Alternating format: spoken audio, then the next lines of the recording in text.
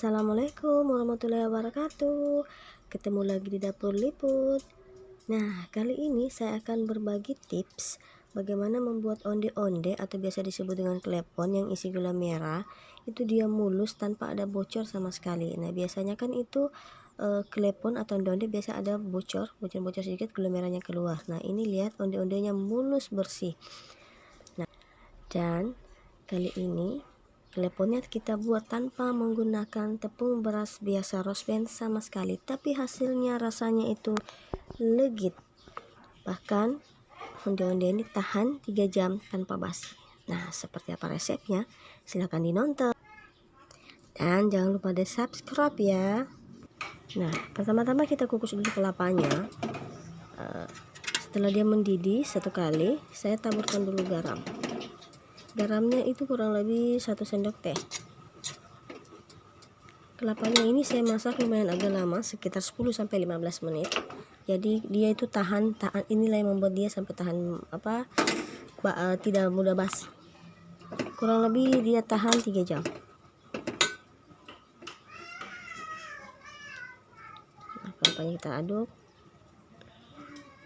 Sebelum kita mulai buat adonan onde-ondenya, kita didihkan dulu air.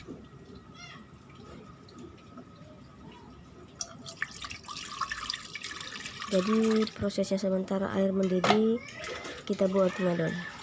Jadi pas adonan pertama onde-ondenya jadi, air juga mendidih. Kalau saya sih begitu.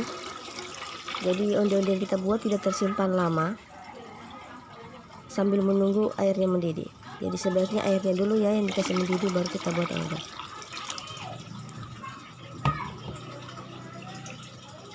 Dan sekarang kita ngadon. Saya menggunakan rose brand ketan.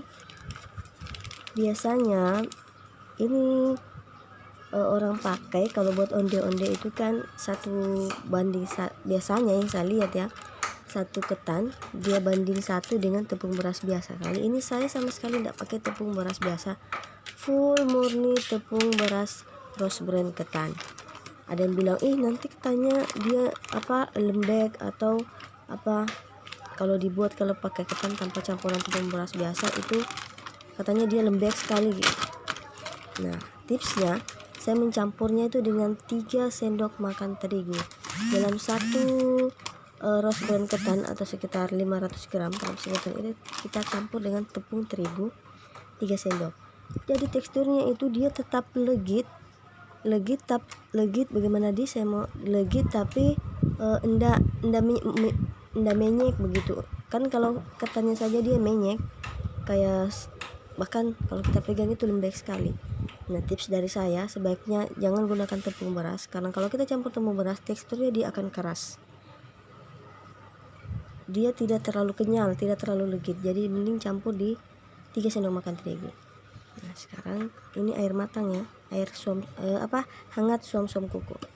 Karena saya mau buatnya warnanya agak pandan, tapi tidak terlalu hijau pandan betul. Jadi saya mix dengan kuning telur. Pasta pandan dicampur dengan kuning telur itu warnanya cantik, jadi dia menuju ke stabilo. Beda kalau kita pakai pasta pandan saja. Ini tergantung dari selera, nah silakan di skip kalau tidak mau pakai pewarna. Sekarang kita aduk. Air hangatnya pelan-pelan kita turun sampai dia terbentuk adonan tidak melengket di tangan. Jangan tuang 1 kali air hangatnya, nah. Pelan-pelan saja. Sebelumnya kita ngadon, kita cuci dulu tangannya sampai bersih.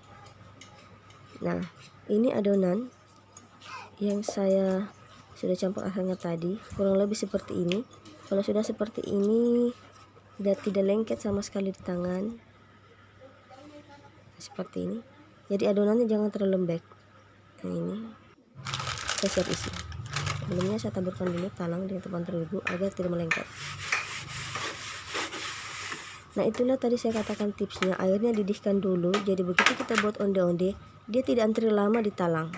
Karena ini gula merah yang sudah dipotong-potong. Kalau bisa gula merah yang dipotong itu jangan terlalu hancur.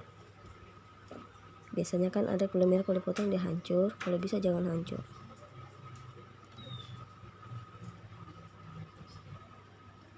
atau berbiji begini. Nah, kita tutup. Jadi gula merah itu kalau dia bocor kentara, pas kita ngadon seperti ini, kalau ada bintik merah sedikit saja sebaiknya kita cepat tutupi. Nah, ini kan mulus, kita buat lagi.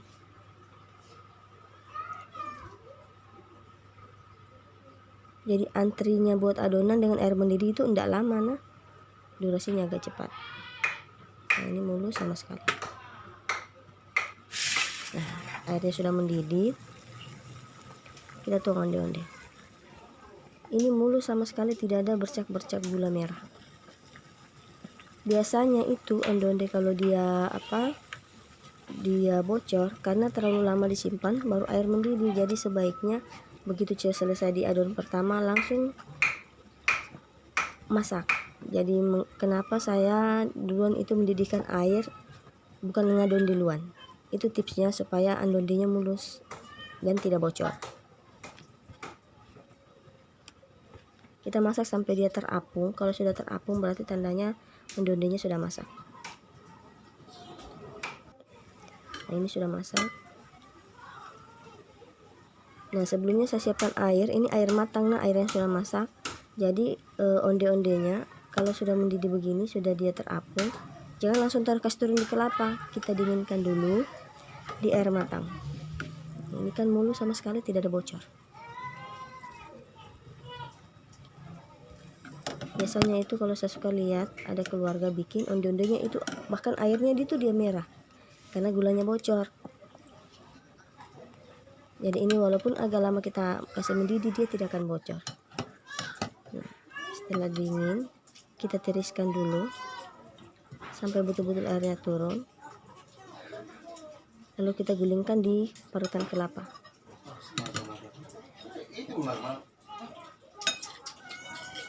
Ondenya mulus kan, tanpa ada bocor sama sekali.